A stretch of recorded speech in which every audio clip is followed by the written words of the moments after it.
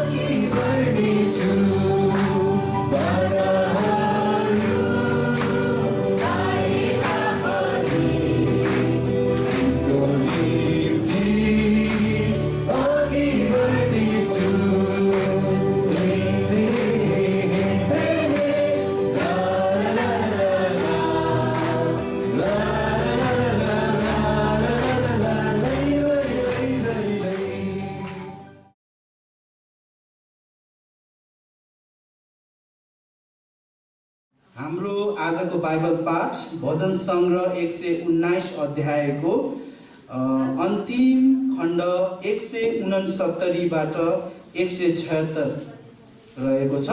तपाईले आफ्नो बाइबल हेर्न सक्नुहुन्छ। भजन सङ्ग्रह 119 को 169 देखि 176।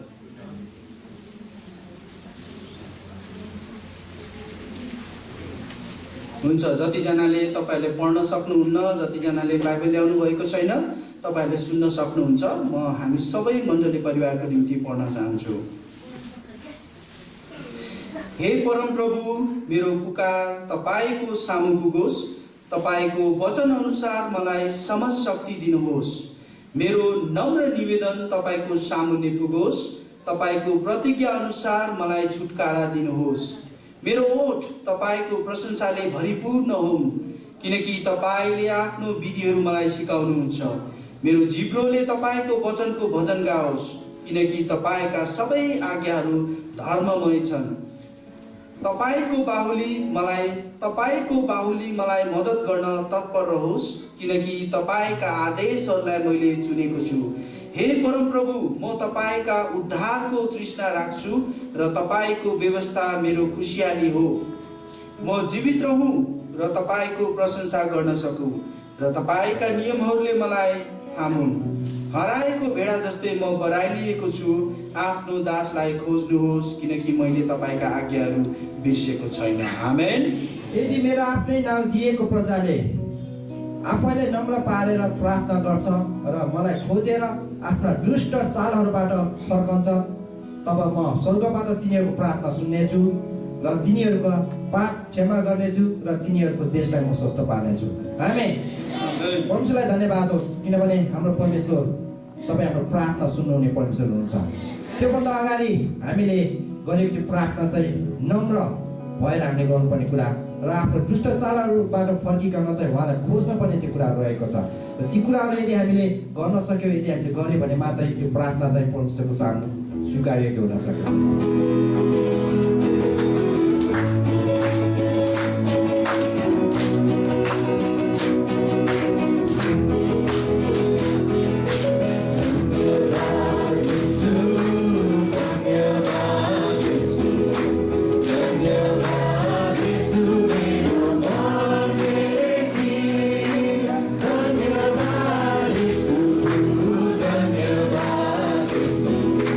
धन्यवाद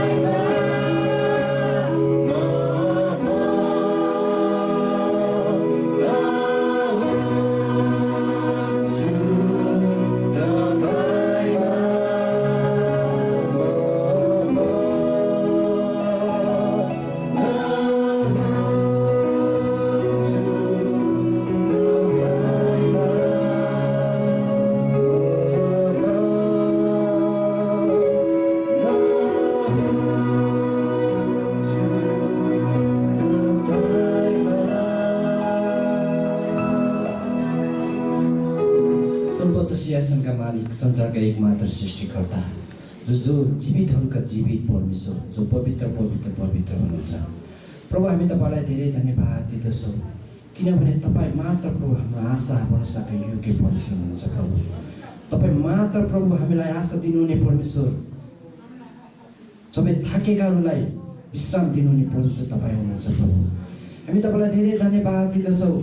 तपाईँ हाम्रो स्तुति योग्यका, प्रशंसा आराधनाका, जयकारका एकमात्र जीवित परमेश्वर हुनुहुन्छ। प्रभु, जसरी आजको दिनसम्म हामी हरेकले एकै मनको भइकन प्रभु एउटै आराधनामा तपाईँले उच्चार्यो। प्रभु, तपाईँ स्वर्गमा उचालिनु भएको छ, हाम्रो आराधनामा तपाईँ राज गर्नुभएको छ। प्रभु, तपाईँलाई ग्रहण योग्य हाम्रो आराधना प्रशंसा भएको छ भन्ने विश्वास गर्दछौँ। प्रभु, अझै आउँदो दिनमा हामी प्रत्येकलाई आफ्नो सारा प्राणका शरीरले प्रभु तपाईँ येशूको महिमा गर्ने छोराछोरी हामीलाई बनाउनुहोस्। प्रभु,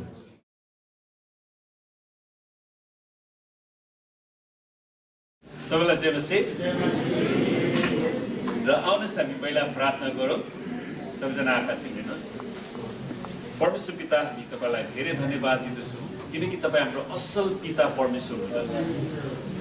हामी प्रार्थना गर्छौँ प्रभु, आज बिहानको सेवाको यो सभामा प्रभु तपाईँ आउनुहोस्। पवित्र आत्मा, हामी तपाईँलाई स्वागत गर्दछौँ। प्रभु यीशु ख्रीष्ट, हामी प्रार्थना गर्छौँ हाम्रो मण्डलीको सिंहासनमा तपाईँ आउनुहोस् र विराजमान हुनुहोस्। र आजको सेवाको अध्यक्षता हजुरले नै गरिदिनुहोस्। हामी प्रार्थना गर्छौँ प्रभु, साँच्चै हामीहरूको हरेकको हृदयमा तपाईँ आउनुहोस्, विराजमान हुनुहोस्। प्रभु, साँच्चै नै म र मेरो घरनाले, म र मेरो पुनरुत्थान एक्लेसिया परिवारको घरनाले प्रभु हामी तपाईँको मात्र सेवा गर्नेछौँ र हामी तपाईँको नामलाई मात्र उच्चार्नेछौँ, किनकि तपाईँ मात्र हाम्रो सृष्टिकर्ता परमेश्वर, किनकि तपाईँ मात्र आदि र अन्त्य परमेश्वर, तपाईँ मात्र अल्फा र ओमेगा परमेश्वर हुनुहुन्छ। तपाईँ मात्र हामीलाई निको पार्नुहुने परमेश्वर, तपाईँ मात्र हामीलाई स्वास्थ्य प्रदान गर्नुहुने परमेश्वर, तपाईँ मात्र हामीलाई शैतानको शक्तिबाट छुटकारा दिनुहुने परमेश्वर। हामी तपाईँलाई धन्यको भन्दछौँ प्रभु। धन्यवाद छ पिता, यो सङ्गतिको सुरु देखाउँदछौँ। पवित्र आत्मा तपाईँ आफै गएर हामीलाई अगुवाई गर्नुहोस्। हामीलाई डिस्ट्राक्सन ल्याउने शैतानका सम्पूर्ण अभिवाल हामी येशूको नाममा रद्द पार्दछौँ र प्रभु हामीलाई तपाईँको वचनमा एकाग्रता दिनुहोस्, हामीलाई बुझ्न सक्ने क्षमता खोलिदिनुहोस्। प्रभु, हाम्रो समशक्तिलाई खोलिदिनुहोस्, हामी तपाईँको वचनलाई बुझ्न सक्छौँ। धन्यवाद छ येशूको नाम। र पहिला म बिरामीहरूको लागि प्रार्थना गर्न चाहन्छु। मासलाई बोल्न कति गाह्रो छ। तपाईँ जतिजना बिरामी हुनुहुन्छ, तपाईँलाई प्रार्थनाको खाँचो छ भने तपाईँ हात उचाल्नु होला। र हात उचाल्नु भएको बिरामी चाहिँ उभिनुहोस् ल।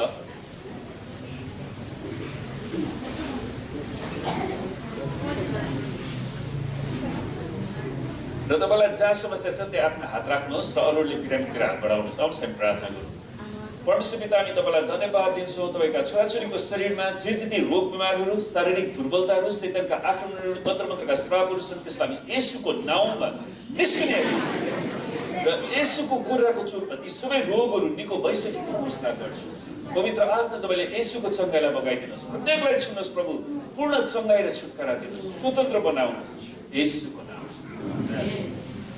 र बस्नु होला। र दोस्रो विषय हामी प्रार्थना गर्छौँ। परमेश्वरको वचनले भन्छ, काम नगर्नेले खाना पनि नखाओस्।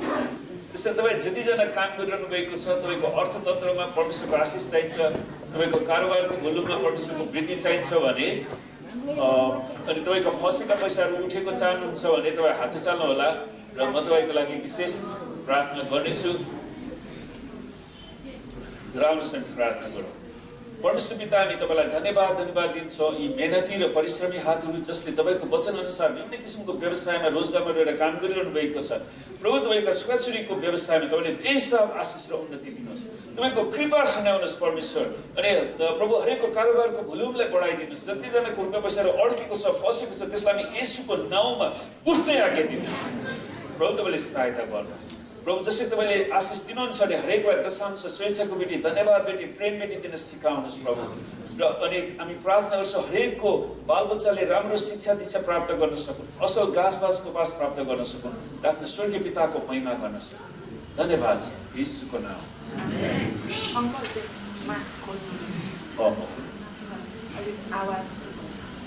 मैले चाहिँ खोल्न पाइन्छ? अघि फेरि कडा नियम भन्यो।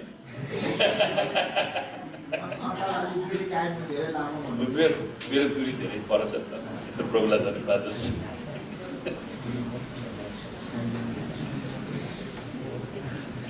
अनि सायद हामी 1-2 हप्तापछि यो अनलाइन पनि गर्दैनौँ है। त्यसैले तपाईँ अनलाइनमा जतिजना बसिरहनु भएको छ अब चाहिँ चर्चमै आउनु होला यो उहाँहरूको लागि सूचना।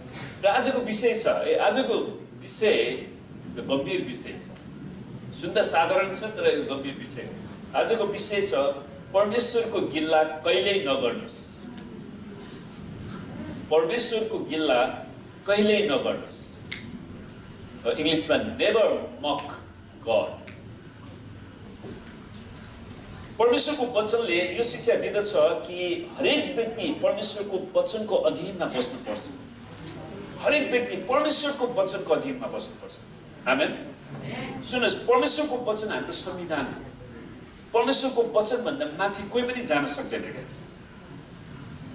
अहिले हाम्रो देशको संविधानको बारेमा बहस भइराखेको छ। मैले कतिजना त्यो संविधान बनाउने संविधानविदहरूको भनाइलाई पनि हेरिरहेको छु।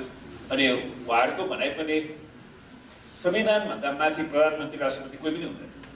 सबैजना संविधानभित्रै हुनुपर्छ। अनि त्यो संविधानलाई कसरी बचाउने, अब त्यो मानिसले बनाएको संविधान हो। तर परमेश्वरलाई धन्यवाद होस्, परमेश्वरले हामी परमेश्वरका जनहरूलाई दिनुभएको संविधान छ परमेश्वरको वचन। आमेन। अनि योभन्दा माथि हामी जान सक्दैनौँ। हामीले परमेश्वरको वचनलाई कुल्चिन सक्दैनौँ। हामी परमेश्वरको वचनको अधीनमा बस्नुपर्ने हुन्छ। अनि जब हामी परमेश्वरको वचनलाई आदर गर्छौँ भने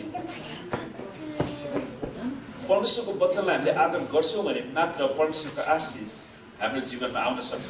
त्यसै कारणले तपाईँले जहिले पनि पहिला एकजना दार्शनिकले भने जस्तै बरु तपाईँ पुरानो लुगा लाउनुहोस् र नयाँ बाइबल किन्नुहोस्।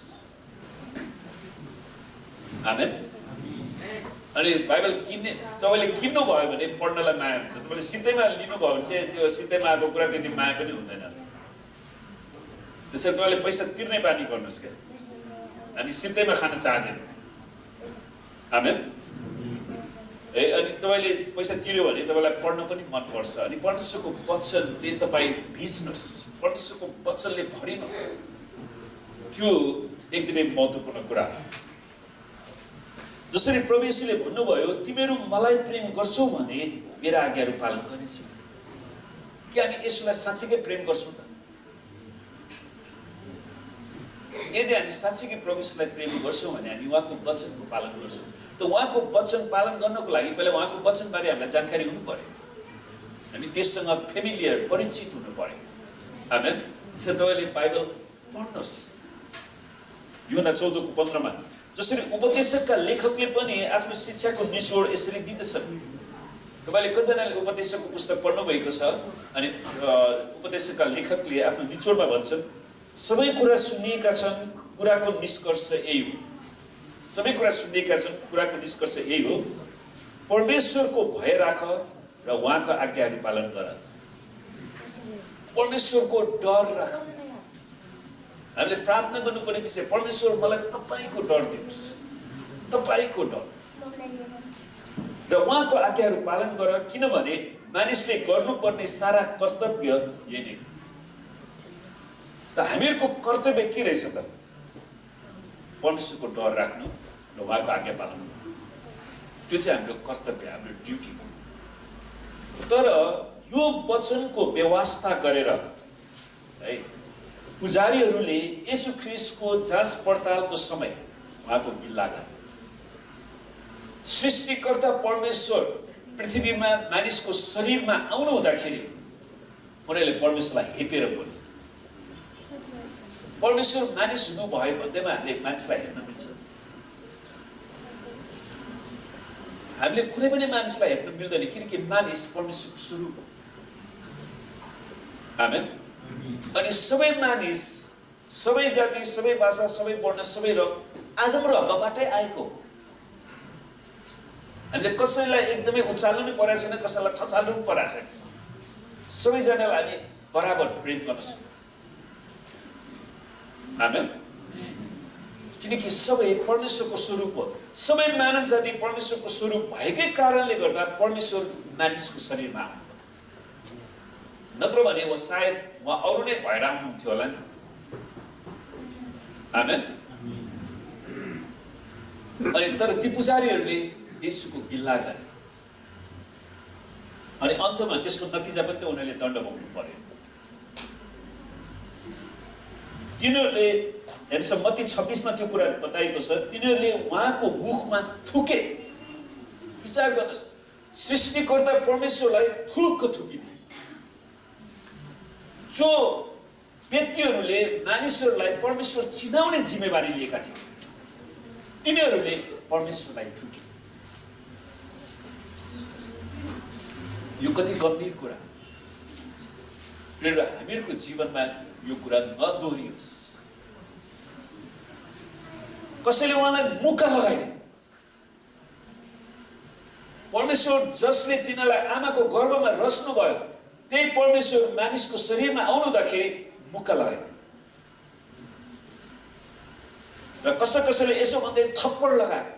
तपाईहरु कतिजनाले सानोमा बाबाआमाको थप्पड खानु भएको छ? हात उचाल्नु त। इमानदार भएर भन्नु न, धेरै खानु भएको छ। बाबाआमाको थप्पड खानु भएको। सुन्नुहोस्, तिनीहरूले सृष्टिकर्ता परमेश्वरलाई थप्पड लाए। त्यसलाई विचार गर्नु त, मान्छे कतिसम्म नीच हुन सक्छ, कतिसम्म गिर्न सक्छ। अनि उनीहरूले भन्छ, हे ख्रिस्ट, लो अगमानी भन्, तँलाई हिर्काउने को हो? मलाई आँखा छोपिदियो अनि त्यहाँबाट एउटाले हिर्काउँछ, अर्कोले थुकिदिन्छ। यसरी त अगमानी हो, कसले तँलाई हिर्कायो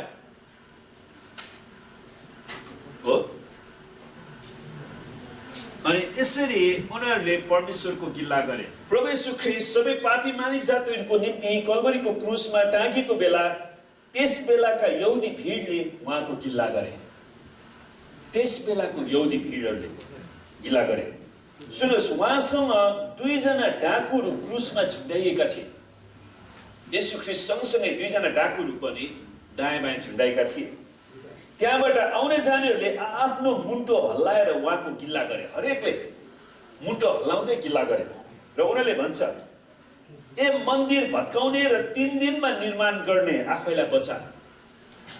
प्रभु येशूले आफ्नै शरीरको बारेमा भन्नुभएको छ, तिमीहरूको शरीर तिमीहरूमा भएको पवित्र आत्माको मन्दिर हो।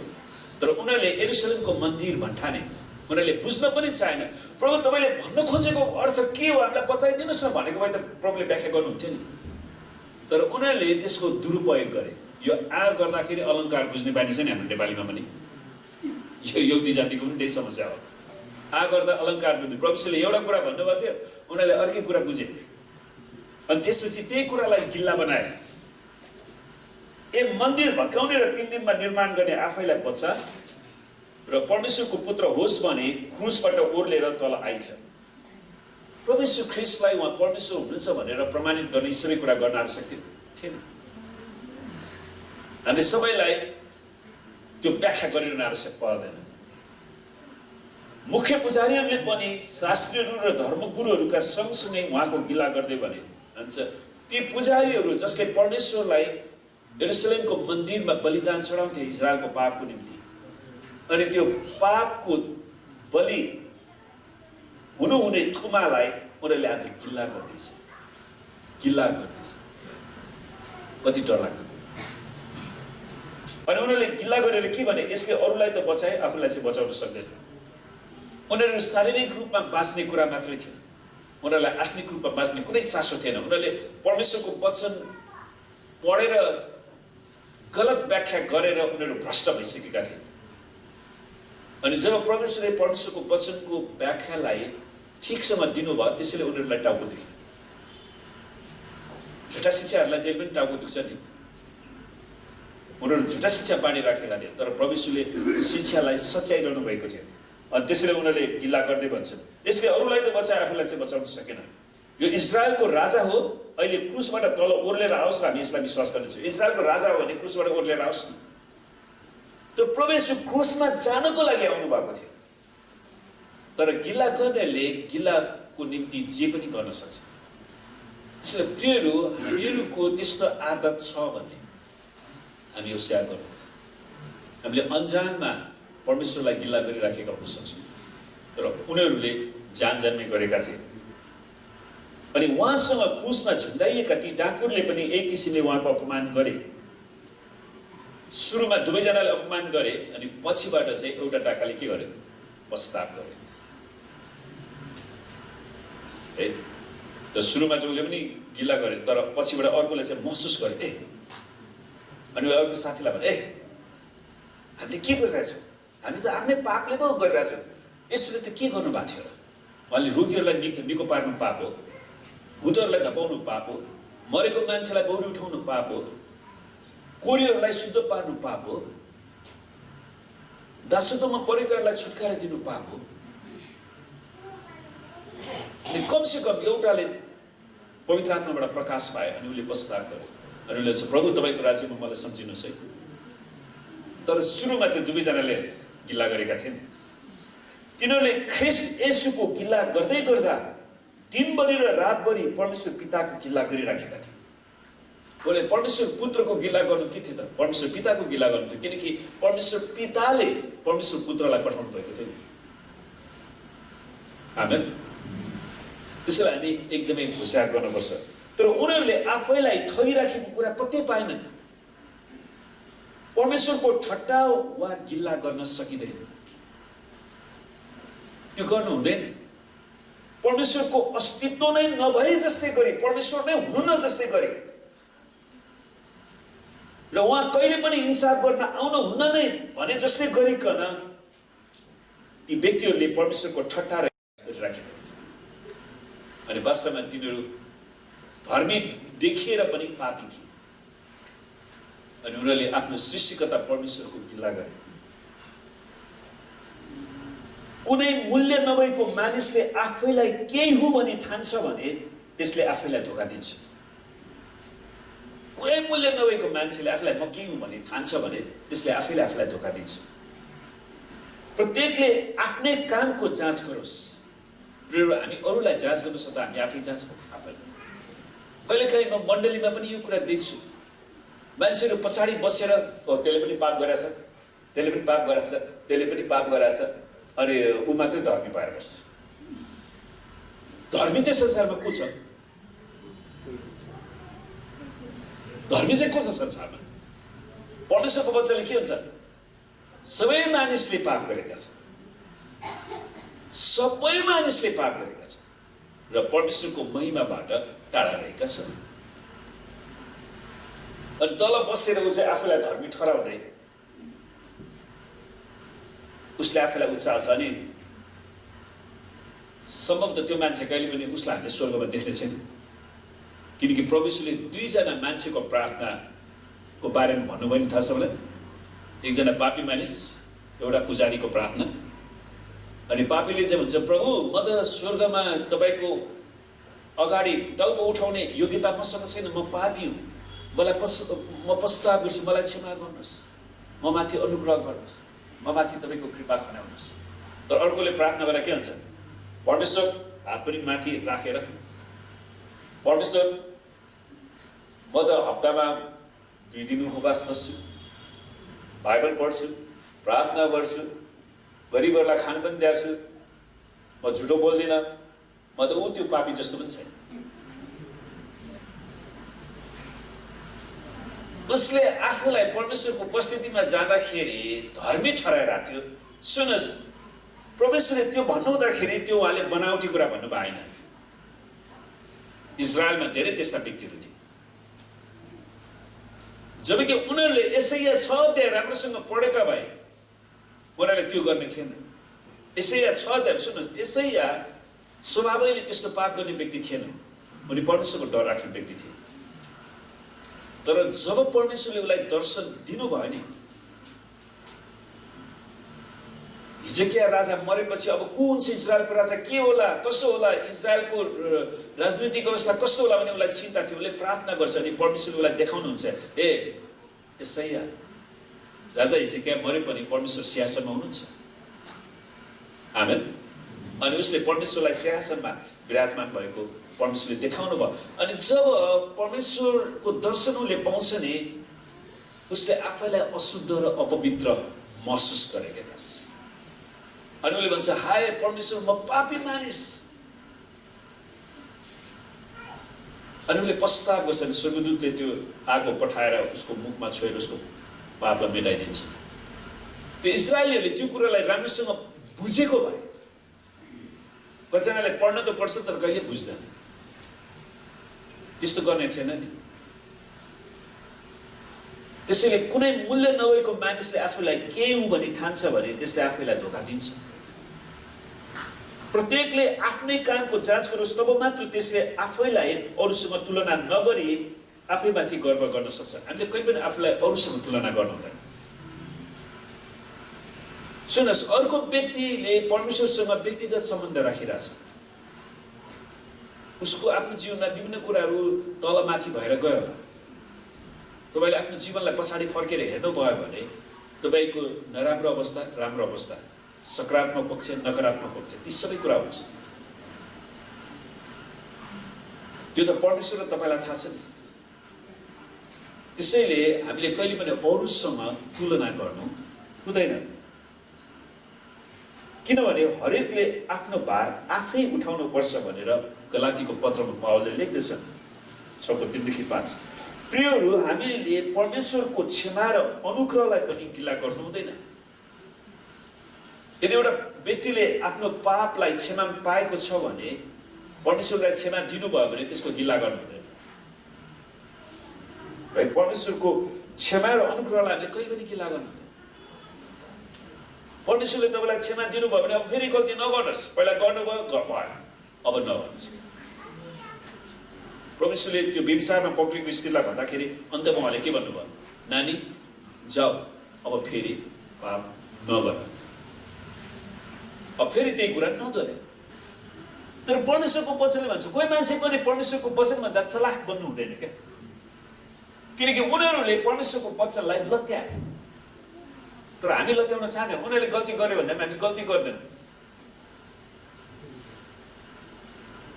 त्यसैले हामीहरू कुनै गोरा मान्छेको अधीनमा छैनौँ, हामीहरू परमेश्वरको वचनको अधीनमा छौँ।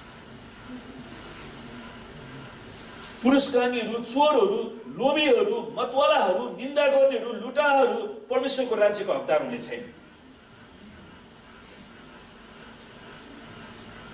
पहिलो कुरिन्थी 6:9-10। भ्रममा नपर, खराब सङ्गतले राम्रो चरित्रलाई नष्ट पार्छ। त्यसलाई हामी कस्तो व्यक्तिको सङ्गत गर्दैछौँ? हो, तपाईलाई व्यभिचारमा डोराउने व्यक्तिको तपाईँ सङ्गत गर्नुहुन्छ भने तपाईँ समस्यामा हुनुहुन्छ। कहिलेकाहीँ शैतानले विभिन्न घर परिवारमा अब कतिजनाको श्रीमान श्रीमतीसँग होइन ठाकठाक ठुकठुक परिराखेको बेलामा शैतानले गलत व्यक्ति पठाएर तपाईँलाई मसार्ने व्यक्ति भन्छ अनि तपाईँलाई माया लाग्न थाल्छ। त्यसैले हामी होसियार गरौँ। पवित्र आत्माको प्रेरणामा प्रेरित पावलले अझै चेतावनी दिँदछन्, धोकामा नपर, परमेश्वरको ठट्टा हुँदैन। त नेपालीमा परमेश्वरको ठट्टा हुँदैन भनेर अनुवाद गरेर रहेछ। गड क्यानट बी मक्ड, परमेश्वरको गिला गरिन सकिँदैन। परमेश्वरको गिला गर्न सकिँदैन, हामीले गर्नु हुँदैन। किनभने मानिसले जे रोप्दछ त्यसैको कटनी पनि गर्नेछ। जसले आफ्नो पापमय स्वभावको निम्ति रोप्छ त्यसले आफ्नो पापमय स्वभावबाट नै सर्वनाशको कटनी गर्नेछ। विचार गर्नुहोस्, हामीले यतिका वर्षसम्म प्रभुलाई विश्वास गरेर अन्तमा हामी दुष्ट भएर किन नरक जाने? त्यसैले हामीले आफूलाई बचाउँ। प्रिय, हामीले अरूलाई बचाउन सकेनौँ भने पनि हाम्रो आफ्नै आत्मालाई त बचाउँ हामी। अनि म हाम्रो नोआ बाजेलाई म जेलमा धन्यवाद दिन्छु। 120 वर्ष प्रचार गर्यो, कोही पनि बाँचेन। तर प्रभुलाई धन्यवाद होस्, उसको छोरा बुहारी र परिवारले त बाँचे, 8 जना त बाँचे। त्यसैले हाम्रो आफ्नै परिवारलाई हामी बचाउँ।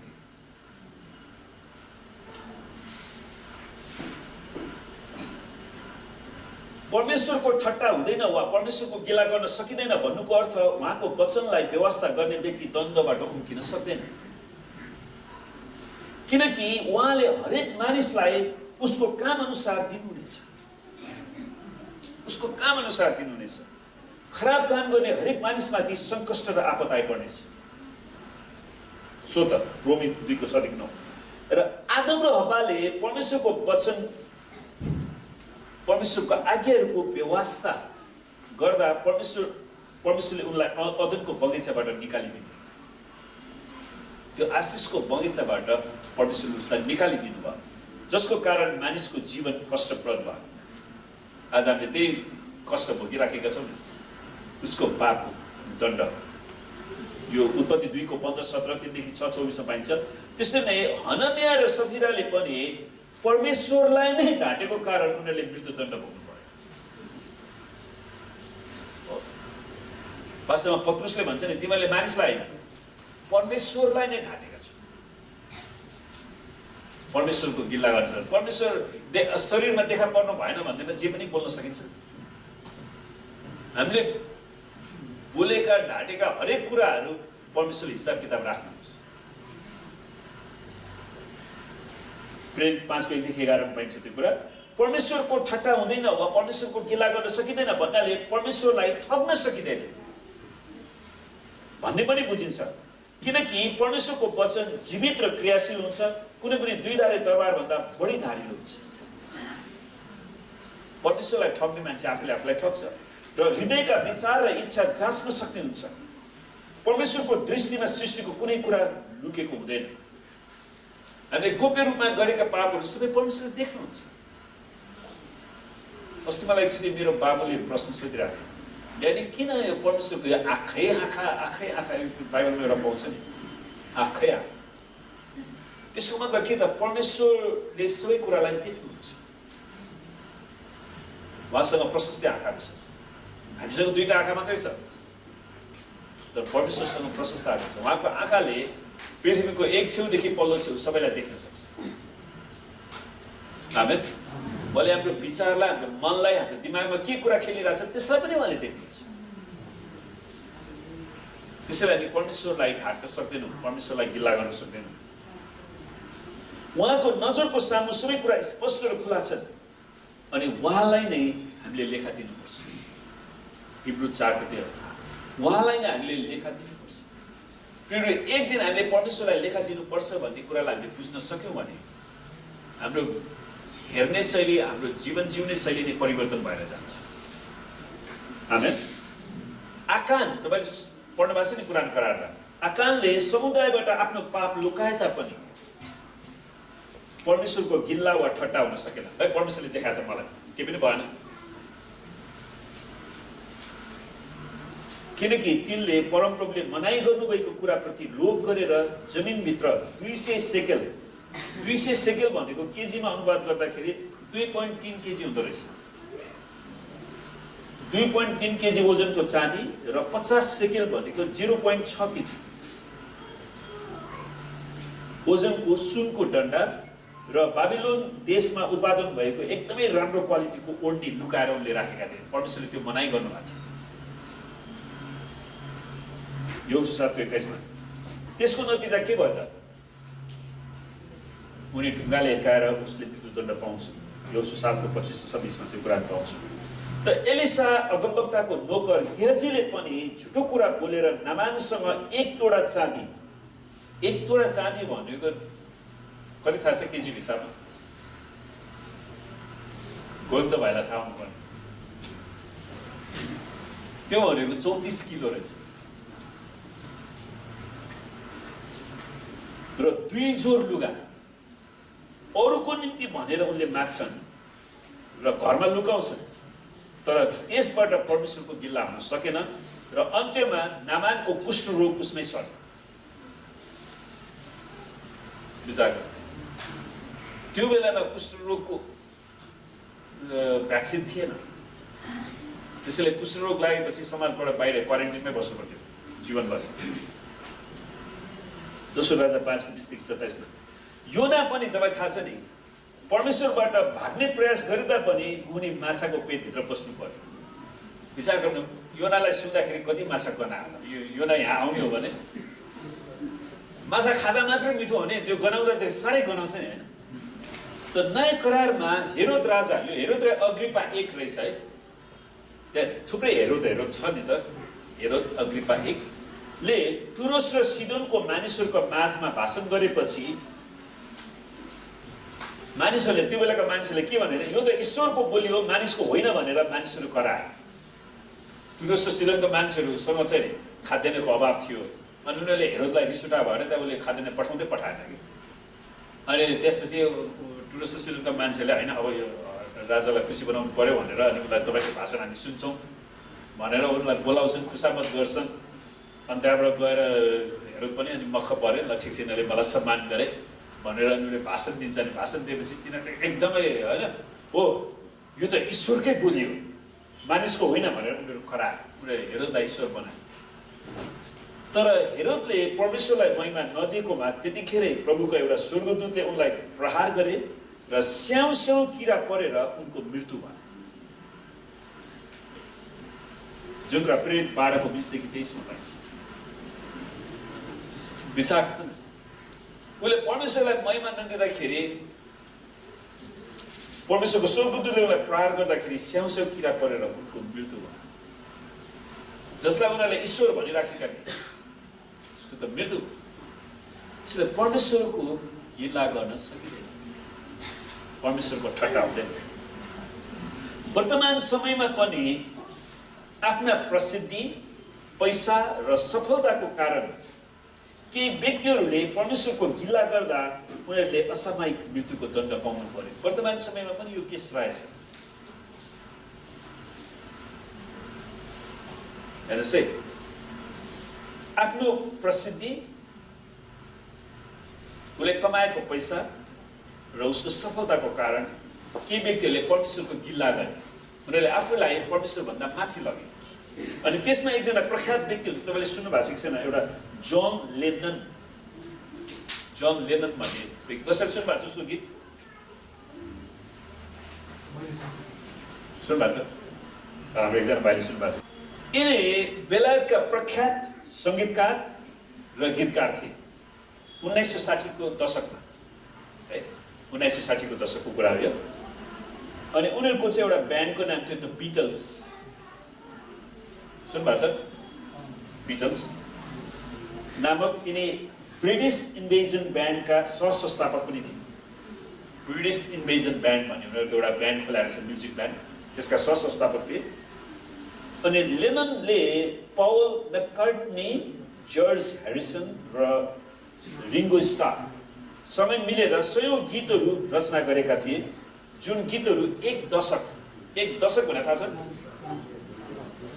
10 वर्षसम्म, एक दशक 10 वर्षसम्म चाहिँ एकदमै टप लिस्टमा आयो क्या, हिट लिस्टमा भयो, एकदमै टप लिस्टमा आएको थियो। अनि त्यसको केही वर्षपछि अमेरिकन म्यागजिनसितको अन्तर्वार्तामा जोन लेननले यसरी भनेछ क्या, उनीहरूले अन्तर्वार्ता हुन्छ, फेमस सेलिब्रिटी भयो सुन्नुहुन्छ है, उनी फेमस सेलिब्रिटी भए। अनि अमेरिकन म्यागजिनले उसलाई अन्तर्वार्ता लिँदाखेरि अनि उसले के भने थाहा छ? ध्यान दिएर सुन्नुहोस्। जोन लेननले 10 वर्ष उनी संसारको टप लिस्टमा उसको गीत आयो, त्यसपछि उनले आफैलाई उचाल्न सुरु गरे। उनी घमण्डले फुले।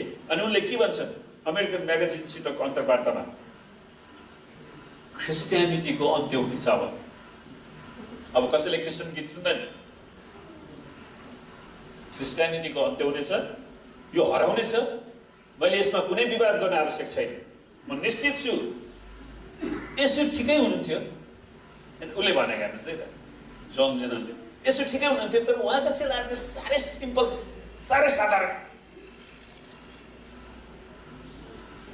आज हामीहरू उहाँभन्दा बढी प्रख्यात छौँ। 1966 को कुरा रहेछ। आज हामीहरू उहाँभन्दा बढी प्रख्यात छौँ। जोन लेननले उसको म्युजिक टिम ब्यान्डलाई यसोभन्दा प्रख्यात छौँ भनेर उनले घोषणा गरे। हेर्नुहोस् त्यसको नतिजा के भयो? उसको यस विचार वा अभिव्यक्तिले उसका समर्थकहरू एकदमै रिसाए। त्यसपछि उसका श्रोताहरू, समर्थकहरू एकदमै रिसाए र त्यो रिसको झोकमा उसको चाहिँ एउटा भाइनल रेकर्ड भन्ने रहेछ। भाइनल रेकर्ड र पिटल पोस्टरहरूमा आगो लगाइदियो, त्यसलाई जलाइदियो। र 1970 मा बिटल्सलाई बन्देज नै लगाएको रहेछ, ब्यान गरिदियो। अनि डिसेम्बर 8, 1980 मा उसकै घरको आँगनमा उसकै एकजना फ्यानले टाउकोमा 6 चोटि गोली हानेर उसको हत्या गरिदियो। उसकै फ्यान। त्यो व्यक्ति जसले 1960 को दशकमा क्रिस्चियनिटी हराउनेछ, अब यसोभन्दा हामी प्रख्यात भयौँ, आज उसको नाम पनि सुन्न पाइँदैन। कसैले पनि परमेश्वरको गिल्ला गर्न सक्दैन, परमेश्वरको ठट्टा हुँदैन। त्यसपछि अर्को एउटा व्यक्ति छन्, यिनी चाहिँ हलिउडको सेलिब्रिटी रहेछ, मेरिलिन मोनरो। तिनले आफ्नो जीवनमा प्रशस्तै सम्पत्ति र प्रसिद्धि कमाएको कारणले सम्पत्ति कमाए अनि फेमस पनि भयो। उसको एक्सनले तिनको जीवन सिद्ध जस्तै देखिन्थ्यो, सबै कुरा पूर्ण जस्तै देखिन्थ्यो। एक दिन फिल्म खिच्ने समयमा परमेश्वरको दास बिली ग्राहम, सुन्नुहुन्छ, सुसमाचार प्रचारक बिली ग्राहमले भने, परमेश्वरको आत्माले मलाई यो व्यक्तिलाई सुसमाचार प्रचार गर्न भन्नुभएको छ भनेर उनले चाहिँ खबर पठाउँछ। अनि त्यो प्रचारकको कुरा सुनेपछि तिनले के भन्ने थाहा छ? मेरिलिन मोनरोले, मलाई तिम्रो यसो चाहिँदैन, मलाई तिम्रो यसो चाहिँदैन। कति पनि घमण्डले फुल्या।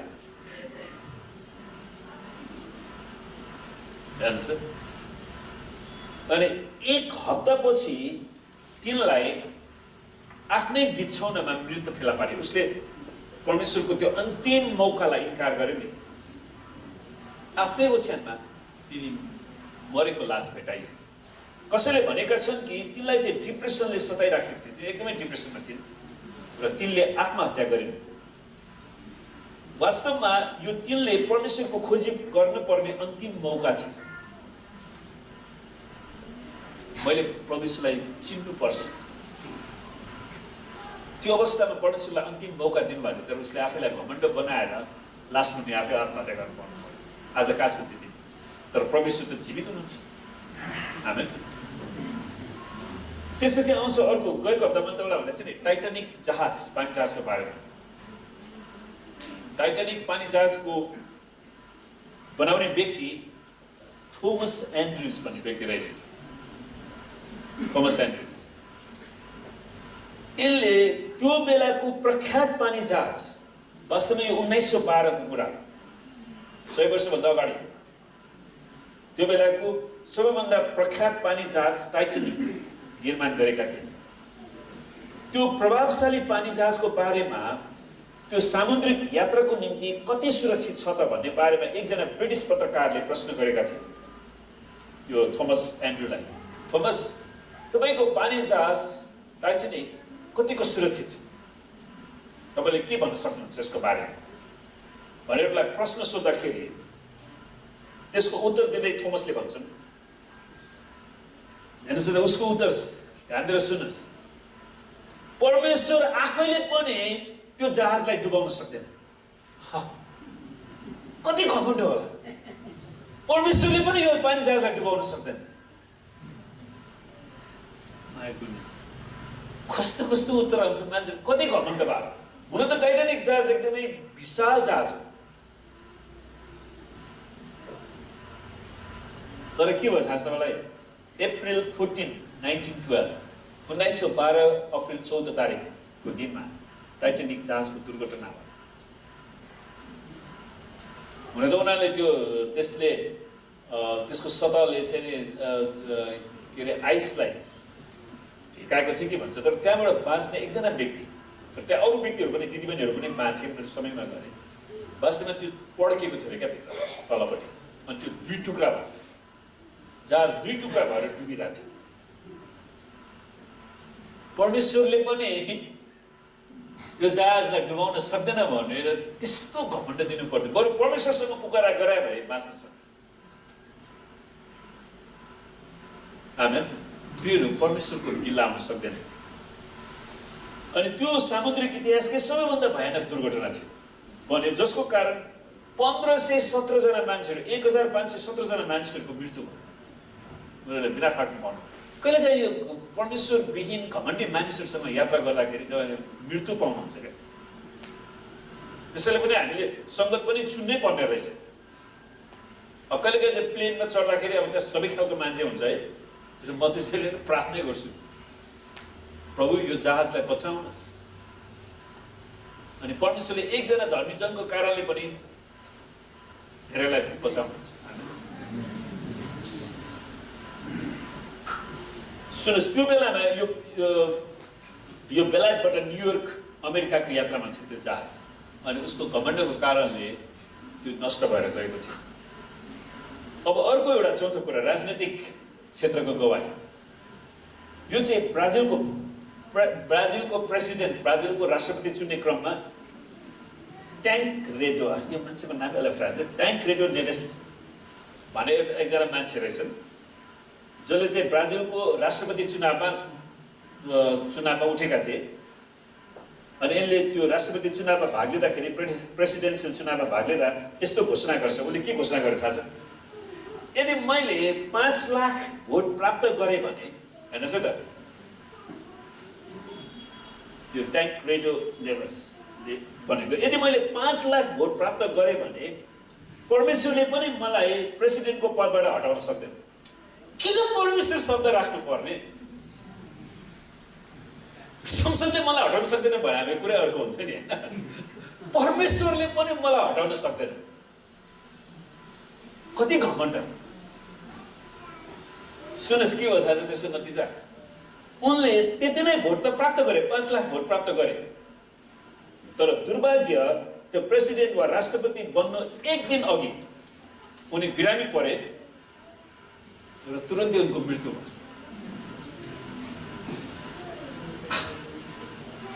प्रियहरू, परमेश्वरको गिला हुन सक्दैन क्या। कसैले पनि आफूलाई म परमेश्वर भन्दा ठुलो नबनाओस्। त्यसैले म घरिघरि भनेर चाहिँ हाम्रो चर्चमा पनि म यो मण्डली बढाइदिनु, म यो प्रभु येशू ख्रीष्टले भन्नुहुन्छ म मेरो मण्डली यस चट्टानमाथि स्थापना गर्नेछु र नरकका शक्तिले त्यसलाई कुनै पनि हानि गर्न सक्दैन। तर मान्छेको मण्डलीलाई त्यो दण्ड हुन्छ, त्यो नष्ट हुन्छ। त्यसैले हामी जहिले पनि परमेश्वरमा फर्कौँ, परमेश्वरको गिला हुन सक्दैन। हामीले कहिले पनि आफैलाई परमेश्वर भन्दा माथि उचाल्नु हुँदैन, किनकि परमेश्वरले भन्नुहुन्छ म परमप्रभु हुँ, मेरो नाम त्यही हो, मेरो महिमा म अरूलाई दिने छैन, अथवा मेरो प्रशंसा मूर्तिहरूलाई दिने छैन। आमेन। त्यसैले हामीले परमेश्वरको मात्र इज्जत गर्न सिक्नुपर्छ। यसै 42 आठको कुरा हो। वर्तमान समयमा पनि यस्तो दण्ड देख्न सकिन्छ। हाम्रो समयमा पनि नेपालकै कुनै एउटा मण्डलीको दिदीले, सुन्नुहोस् है, यो एउटा घटना हो, मैले थाहा पाएको घटना। नेपालकै कुनै एउटा मण्डलीको दिदीले अरू मण्डलीको पास्टरलाई जहिले पनि हेपेर बोल्ने गर्ने क्या। त्यो पास्टर के हो, त्यसले प्रचार गरे कि भनेर उसले जहिले पनि त्यसरी अरू पास्टरहरूलाई कहिले इज्जतै नपाउने। अन्त्यमा के भयो थाहा छ? तिनको आफ्नै पतिको असामयिक मृत्यु हुनु पर्यो।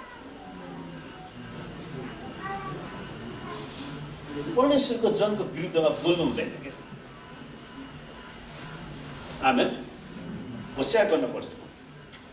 कहिलेकाहीँ प्रभु येशू ख्रीष्टको मण्डली विरुद्ध अगमबाणी बोल्दै हिँड्दा पनि है, कतिजना मान्छेहरू परमेश्वरको मण्डलीको विरुद्धमा अगमबाणी बोलिरहेको छ।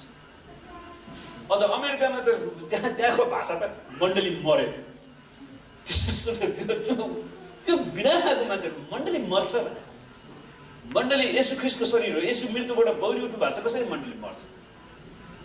अनि चाहिने नचाहिने अगमबाणी बोल्दै हिँड्छ। त्यसैले कतिचोटि अपरिपक्व विश्वासीहरू त अमेरिकाको कतिवटा चर्चमा त जाने नै हुँदैन, किनभने उनीहरूको ख्रिस्टियन इतिहास लामो छ नि त। अनि छुट्याउन नसक्ने मान्छे भयो भने धेरैचोटि त्यो उनीहरू पतनमै जान्छ। अनि यसरी गलत बोल्दै हिँड्दा पनि त्यस्ता झुटा अगमवक्ताहरूको असामयिक रूपमा मृत्यु भएको हामी पाउँछौँ। मण्डलीको विरुद्धमा चाहिने नचाहिने अगमबाणी बोल्दै हिँड्दैन।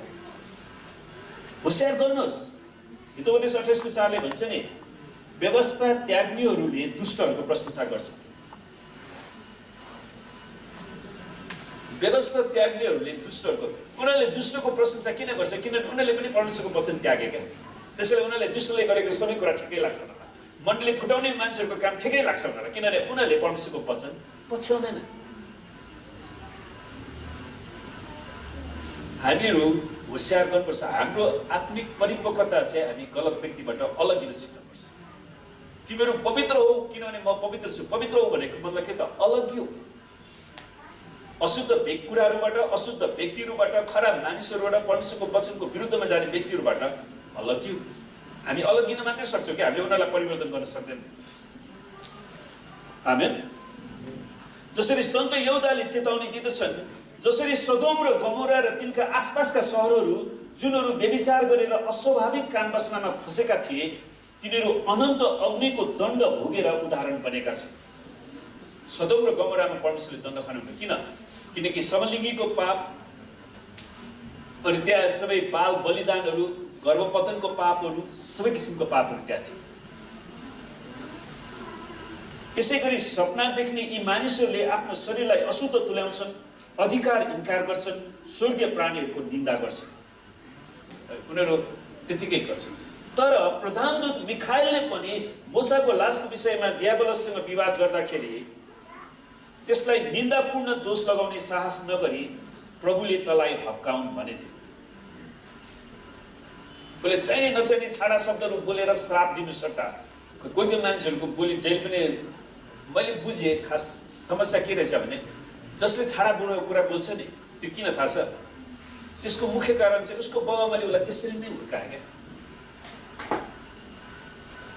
त्यसैले हामीले पछाडि फर्केर हाम्रो मेमोरी सेल्सहरू, कन्सियस, सबकन्सियस र अनकन्सियस, तीनटा पार्ट छ हाम्रो ब्रेनमा। अनि त्यो सबै प्रभु तपाईँको रगतले धुनुहोस् र उसको आमा बुवाले रोपेको श्राप बोलीहरू, शब्दहरू, नेगेटिभ आत्माहरू, वचनहरू मेटाइदिनुहोस्। आमेन। ताकि हामी चाहिँ आशिषको वचन बोल्न सकौँ। तर हेर्नुहोस्, प्रभुले तँलाई हप्काउनु भनेको थियो। स्वर्गदूत मिकाएल वा माइकलले त दियाबलससँग विवाद गर्दाखेरि परमप्रभुले तँलाई हप्काउनु भने त्योभन्दा अगाडि उनले बोलेनन्। तर आफूले नबुझेका कुराहरूको यिनीहरू ठट्टा गर्छन् र निर्बुद्धि पशुहरूले चाहिँ प्राकृतिक ज्ञानले जान्ने कुराहरूद्वारा नै यिनीहरूको विनाश हुन्छ। त्यसैले उनीहरूको अन्त्य चाहिँ विनाश हो। प्रियहरू, यसै कारण हामी परमेश्वर गिल्ला गरिनुपर्ने व्यक्तित्व हुनुहुन्न। आमेन। हामीले परमेश्वरको डर राख्न सिक्नुपर्छ। र आउनुहोस् हामी आँखा चिम्लौँ र केही समय हामी मनन गरौँ परमेश्वरको वचनलाई। उसलाई सृष्टि गर्नुभयो, तपाईँले स्पेसलाई सृष्टि गर्नुभयो। हामी तपाईँलाई धन्यवाद गर्दछौँ प्रभु। तपाईँको सर्वोच्चतालाई, तपाईँको महानतालाई स्वीकार गर्ने छोराछोरी हामी प्रत्येकलाई बनाउनुहोस्। यो देशलाई बनाउनुहोस् प्रभुजी। साँच्चै हामी फेरि पनि घोषणा गर्छौँ प्रभु, म र मेरो पुनरुत्थान एक्लेसिया मण्डली परिवारले हामी तपाईँको मात्र सेवा गर्नेछौँ